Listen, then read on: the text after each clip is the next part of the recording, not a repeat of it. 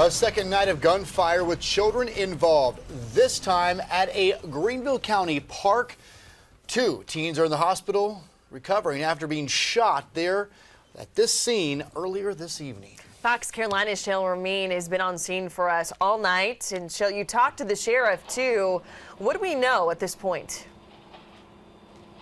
Well, it's Tori, an alarming scene, that's for sure. It was senior skip day, is what the sheriff told me, Sheriff Hobart Lewis, earlier today. And that's why possibly hundreds of students were out here along Valentine Street to gather. And now that we've reached the 11 o'clock hour, we're talking 5 hours of on scene where you can see yellow tape is still surrounding this park right here. We have deputies, forensics, investigators all still gathered around.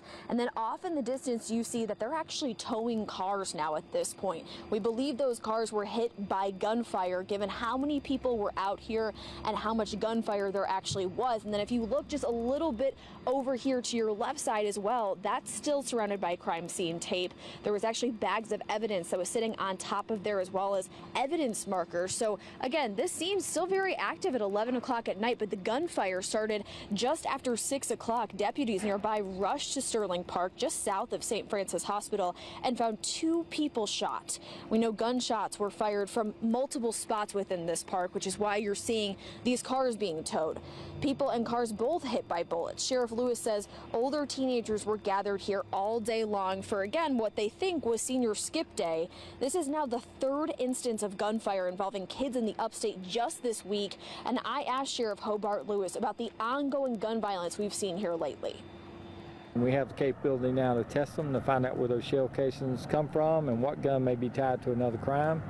I don't think that they're so easy to get. You can't just walk into a store and buy one if you're underage, but what you can buy out here on the street is very easy. Whether they may be traded for drugs and somebody sells it, no paperwork. Again, it comes down to talking to people and realizing they're making some mistakes they can never take back. This is going to be life-changing for a lot of folks today, and I think a lot of our young people don't realize the repercussions that come with that.